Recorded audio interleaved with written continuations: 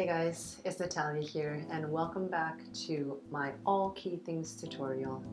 In today's video, I would love to share two short and sweet exercises that I found very useful and effective for my playing needs, and something that I wish I had known when I was younger and learned a little later on in my piano journey, but hope to catch earlier on in yours. Have you looked at your piano and then at your hands and then ask, how am I going to play with 10 fingers against 88 keys? So let's assign a number to each of these fingers, and this will become very important, especially in classical music where hand and finger placements and alignments are key, especially when you start to play the more advanced chord structures and more advanced scale passages that extends over 4 octaves. So our hands, in case you haven't noticed, are exact mirror images of one another, no matter what angle you look at, like this. So on both hands, our thumbs are going to be number 1, Peter pointer number 2, middle finger number 3, ring finger number 4, and pinky number 5. I entitled today's video as The Weakest Link, but I do want to make one thing clear, and that is our fingers and hands are naturally already very strong. And I know this because we do things like writing, we play instruments, we have grip strength, and the amount of muscle control required to do these fine motor skills indicates just how strong our hands really are. But you may have noticed while even playing or doing day-to-day activities that there are 1 or 2 fingers that just aren't as strong as the others. And that is by way of how our hands are anatomically created and designed. So if we look at our hands, we actually have tendons that run against the backs of our hands to allow motion like this. So our fingers 1, 2, 3, they each have their own.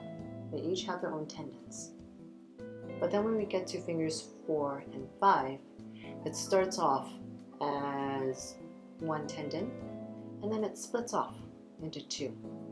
So if you think about it, 2 fingers sharing 1 tendon, that's naturally, you think, okay, that's why our ring and our pinky, they're not as strong as our inner fingers. And that's okay, that's natural. And another kind of exercise is you don't necessarily need a keyboard. You can just do it on, rest your hand on your other hand, like this, and just lift each finger individually as high up as they can go, right? Just like this. But then, when you get to your 4th finger, and trust me, I am trying to bring it up high, as high as it can go, and it doesn't. And it doesn't go up any higher than that. And that is okay, and that is because it's Mother Nature. Our hands are designed this way. You may have heard of finger independence exercises or finger strengthening exercises, or you may have seen exercises like this, where you play a note separately with each finger, trying to keep the volume as consistent as possible, especially when you get to the weaker fingers.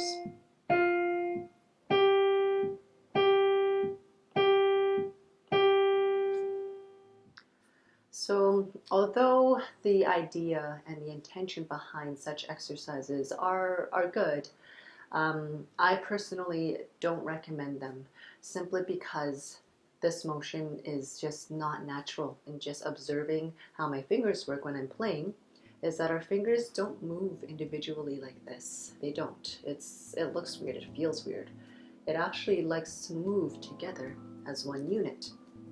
And that is one thing that I want to challenge all of you to remember, especially when you're playing and when you're practicing, is although it may seem like our fingers and our hands are doing the majority of the work when we're playing any type of instrument, the reality is it actually involves our whole bodies, especially our upper extremity, as one full unit. So what I'm doing for you guys in this tutorial, because I love doing it and I want to keep doing it, is isolating. I am isolating each part. We're starting with our fingers today, and then we're going to go into our wrists, and then we're going to go into our forearms and our elbows. And we're going to work on them individually. We're going to improve on them. We're going to grow on them individually. So when it comes time to put them together, we're confident. We're confident that we have a solid and a strong foundation and one functional unit. So another thing that I wish I had known when I was younger is that progress doesn't always come from, nor is it always dictated by how much time you've put in. And this is coming from someone like myself who has practiced for hours and hours preparing for examinations for my ARCT performers in Royal Conservatory. And now that I'm experimenting through classical, through now R&B, neo-soul and jazz, it's more so finding exercises, a practice regimen that fits you, that fits your style, that fits your schedule. So the next two exercises are actually what works for me, and it's exercises that aren't necessarily used to help strengthen your weaker fingers. It's more so to help embrace the diversity of strength within that exists naturally within our fingers here, and how to use them to our advantage. So let's get started. The first exercise that I'm going to show you guys comes from Geoffrey Tankard and Eric Harrison's Pianoforte Technique On an Hour a Day. Well, what I'm going to do for you guys is to play the exercise just once throughout, then I'm going to dive a little bit deeper and explain some key things to look out for, especially when you're practicing by yourself at home.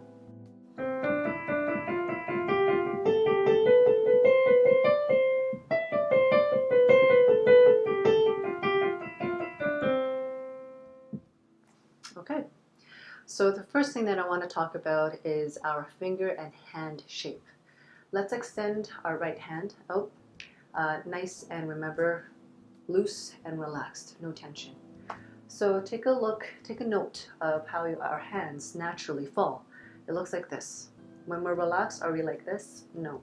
And if I turn my hand back, immediately my tendons are exposed. That is not a good sign. We want it to look like this. It's a nice C shape. And we're going to transfer exactly this shape, this curvedness, over to the piano. And for those of you who still are not familiar with the names of the keys on the piano, it doesn't matter for this at all. You can start on any key really. And then as we get a little bit more advanced, and when I get to those tutorials, I got your back. I'm going to get that for you. The second thing is about hand and arm placements. This exercise is supposed to be focused on our third, fourth, and fifth finger. So my hand and my arm placement is going to be aligned behind exactly those three fingers. So I'm going to put my hand out a little bit further this way. My hand's going to be directly one line behind those three fingers. If it was an exercise for my thumb and my finger 2, then my arm would shift a little bit closer to my body here so that it aligns between these, behind these two fingers. But because it's behind the third, fourth, and fifth, it's going to go behind. Okay. Number 3, and this is a movement that comes naturally to me because of so many years of practicing and playing, is my wrist rotation. This is going to be a separate tutorial, but this just goes to show how really our fingers and hands, our upper extremity, works together as one. And I will get into a much more deeper discussion in a different tutorial for the wrists, but it does come in already in this tutorial. And it's a very subtle rotation like this. It's not this apparent when I'm playing, but you can probably see as you're looking closer that my wrists they actually rotate in right and left, very small. And what it does is it helps, although we do want those active fingers, but what helps our active fingers are also the rotation, the wrist rotation. So if I'm starting a little bit higher, 1 octave higher on the keys here, right, and then there we go. So That's all three things happening at once. I know, it's a lot to take in. So that's the first exercise that I love doing.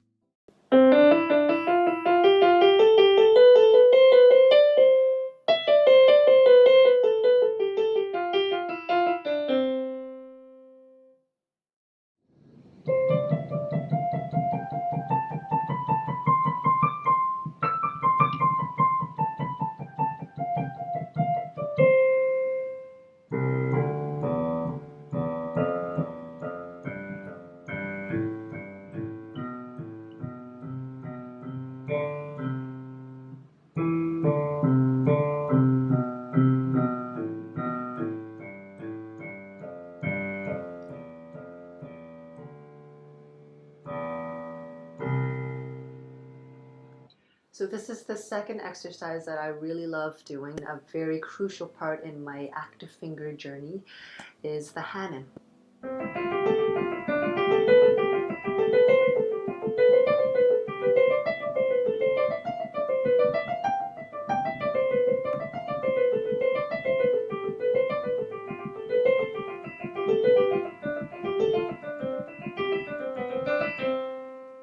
The same key things to be aware of while you're doing this as with the first exercise is number one, the curved fingers. Definitely the curved fingers.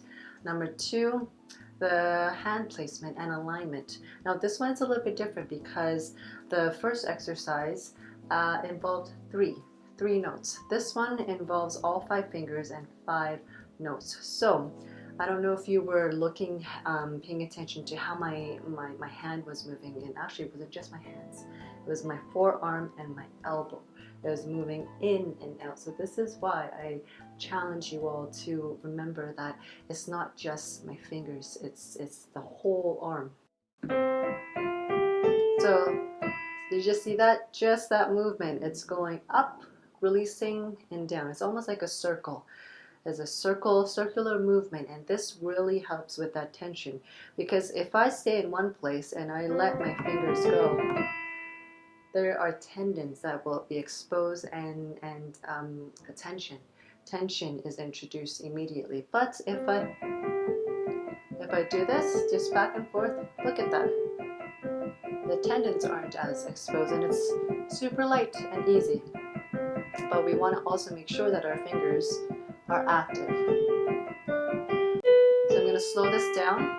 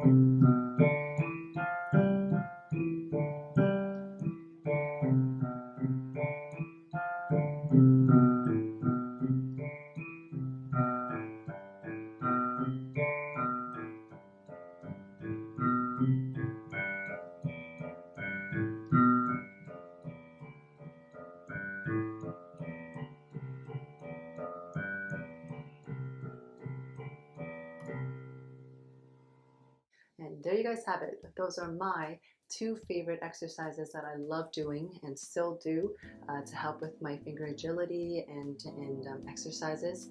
And I hope that it has value in your practicing days and that it helps you in your journey. Remember, we're not trying to really strengthen our weaker fingers, but really we're trying to embrace the diversity of strength that Mother Nature has created naturally in our hands.